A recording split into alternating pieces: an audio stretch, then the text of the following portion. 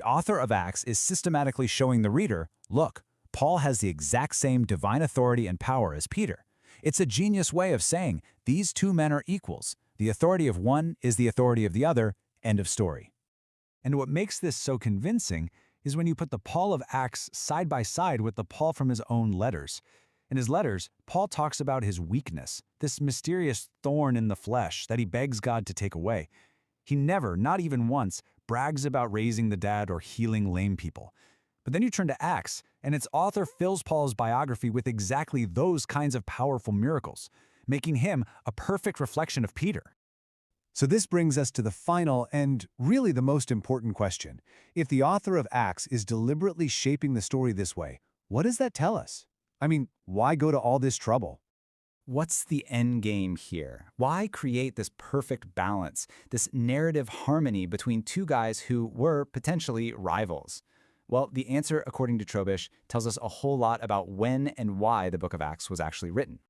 Trobisch argues that all this evidence points to Acts being a later document, probably from the 2nd century. By that time, he can imagine that the followers of Peter and the followers of Paul had maybe hardened into separate camps. So the main goal of Acts wasn't to be a perfect moment-by-moment historical record.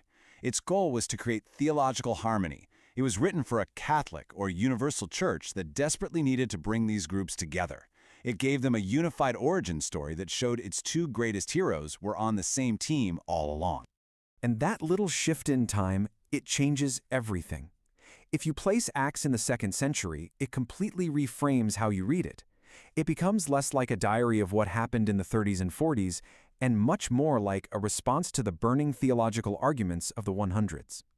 Here's a really great way to think about it. Under this theory, Acts isn't like a candid photograph of the early church, capturing every raw detail with total precision. It's more like a commissioned oil painting. It's a masterpiece, for sure, but it's a portrait that's designed to present its subjects in the absolute best possible light, smoothing over the flaws and emphasizing unity and grandeur for a later generation to admire. So, to wrap it all up, this way of reading totally transforms the book of Acts. It stops being just a travel diary of the early missionaries. It becomes this brilliant, intentional solution to a real-world crisis. A story carefully engineered to heal the rifts between the followers of the church's two most powerful and, at times, conflicting apostles. And that leaves us with a really powerful thought to chew on. The story of Acts shows us a community using narrative, using story to create unity out of division. It really makes you wonder, doesn't it? If the past can be intentionally shaped to serve the needs of the present, what are the unifying or the dividing stories that are being crafted all around us today?